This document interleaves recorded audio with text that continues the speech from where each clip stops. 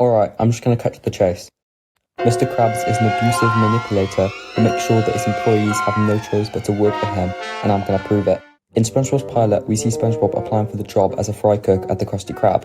Mr. Krabs and Squidward tease him at first, but give him the job at the end after he saves them from an army of nematodes. From then on, SpongeBob will keep his role at the Krusty Krab for future seasons. This theory is about Mr. Krabs' potential control over SpongeBob. So what do we know about Mr. Krabs? Mr. Krabs is a wealthy restaurant owner in Bikini Bottom. He's SpongeBob's boss and a huge character in the show. The biggest part of his character is that he loves money. And what makes him that money the most? His employees. Mr. Krabs is constantly abusive and heartless when it comes to his employees. He never has their best interest at heart. I mean, he literally makes them pay to be his employees. And at $50 an hour, too. When I started working here, I had to pay Mr. Krabs $100 an hour. Which isn't surprising, knowing Mr. Krabs' greedy track record. There's also quite a lot of indication that Mr. Krabs may be drunk while running his restaurant. Now, whilst it's clear that SpongeBob doesn't have many adult themes, the exception to this is the use of Goofy Goober ice cream as a stand-in for alcohol. This is evident in the SpongeBob movie when SpongeBob gets drunk on Goofy Goober's ice cream, and also with Patrick in Call the Cops.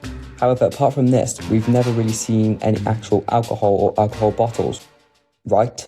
Well, there is actually a few references to alcohol, and it's a coincidence that they're found in the scenes related to Mr. Krabs.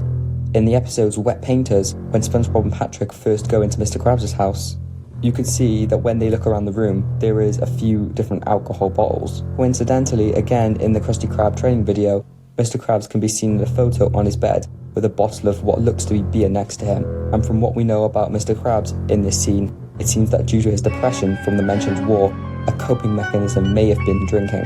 But can we see these alcohol traits in Mr. Krabs? Well, yes. One of Mr. Krabs' main gimmicks in the show is that he is aggressive towards his employees and those around him. This is a trait also found in heavy drinkers, with another trait being paranoia, which Mr. Krabs is a master at. If this is the case, this is probably known by his employees, so why don't they just quit? Well, they can't.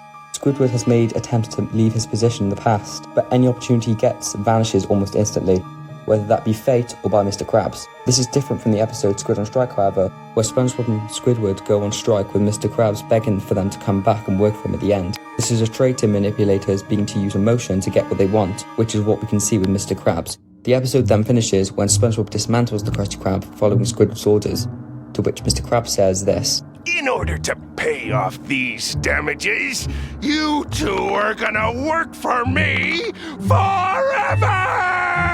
It then cuts to them in the future as skeletons still working at the Krusty Krab. It's a pretty funny ending, but I think it might be a bit more than that. The theme of being trapped in the Krusty Krab comes up again in Ink Lemonade, where Patrick uses a fake decoy of the future Krusty Krab. In the Krusty Krab, Squidward sees himself as an old man, still working there. It's a bit of a strange scene, but it's uncannily similar to the skeleton scene. Two bits of mirrored imagery that correlate and show Squidward and SpongeBob futures. It's even shown in the episode Welcome to Binary Bottom, where all the characters are now robots, that even way in the future they are still working for Mr. Krabs. How and why is this the case? Well, I think that is best summarised in the episode SpongeBob, You're Fired, and Can You Spare a Dime, where SpongeBob is fired from the Krusty Krab and Squidward decides to quit due to Mr. Krabs' selfish nature. Squidward wanting to get away from his role as a cashier backfires on him and leads him to become homeless and taken in by SpongeBob. Whilst in SpongeBob, You're Fired, SpongeBob falls into a dark depression after being fired, showing just how much he needs his job to keep his mental health in check. At the end of the episode, the two end up back in the Krusty Krab, showing zero progress made. It seems whatever SpongeBob and Squidward do, they can't escape Mr. Krabs.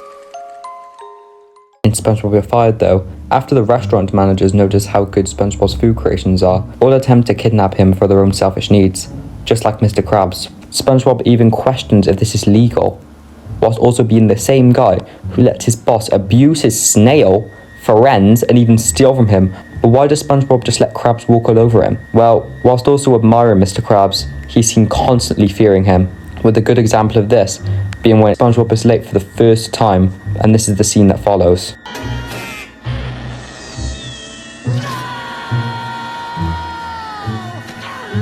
I'm late. What's Mr. Krabs gonna say? SpongeBob here is absolutely terrified. For anyone else, this wouldn't be such a big deal, but here it's evident that Mr. Krabs has some sort of control that keeps SpongeBob obedient and constantly loyal to him. But what is this? Well, it's never actually found out or mentioned in the show, so that's something that's going to have to be left for now. And anyways, knowing SpongeBob's childish nature, it's probably just telling off or something. Mr. Krabs wouldn't try to harm his employees or attack them if they tried to leave, right? He's not that kind of guy. Wait a sec. There's nothing on earth like the feeling of greed. And that is the crab trap theory. I hope you enjoyed.